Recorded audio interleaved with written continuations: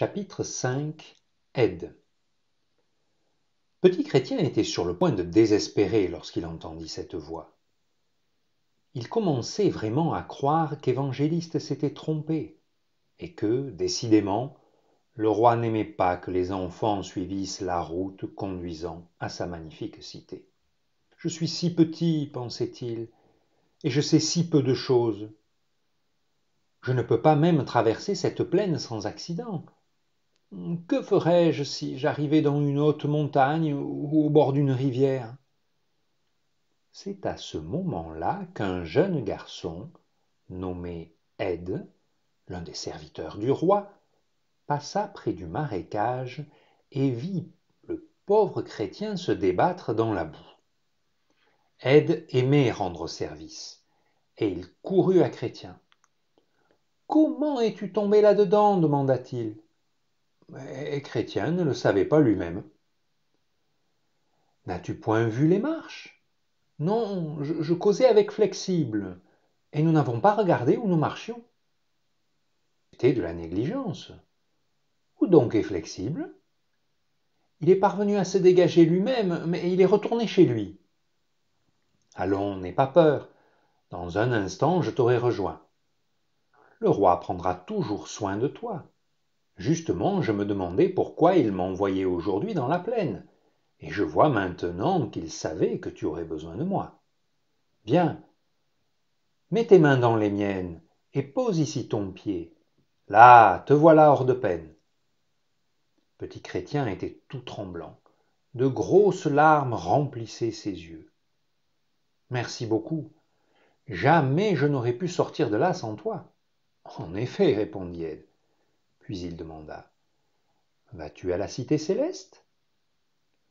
Je voulais y aller, mais je crois maintenant que le voyage serait trop difficile pour moi.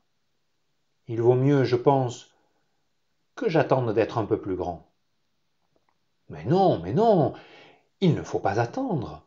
Le roi veillera sur toi, et lorsque tu auras besoin d'un ami pour t'aider, il t'enverra quelqu'un. En es-tu sûr ?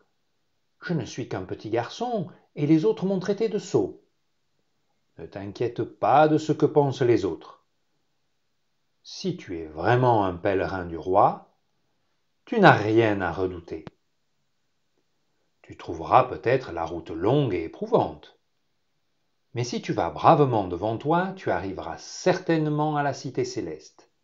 Et là, tu seras si content de voir le roi que tu oublieras bien vite tes craintes et tes lassitudes.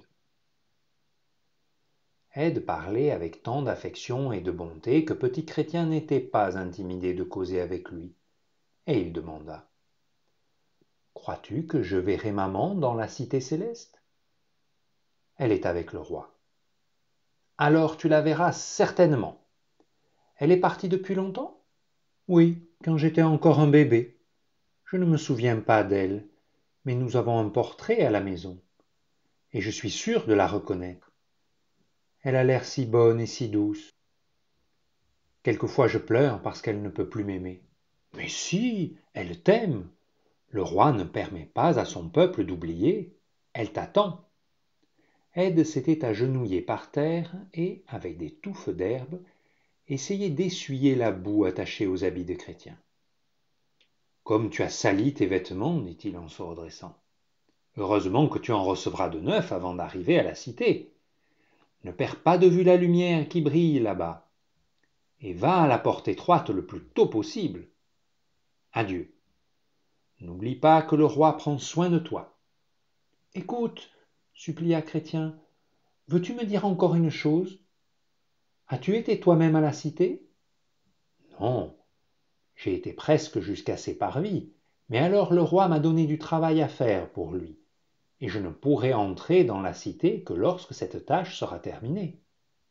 Combien de temps me prendra le pèlerinage ? Je n'en sais rien. Certaines personnes le font vite, d'autres plus lentement.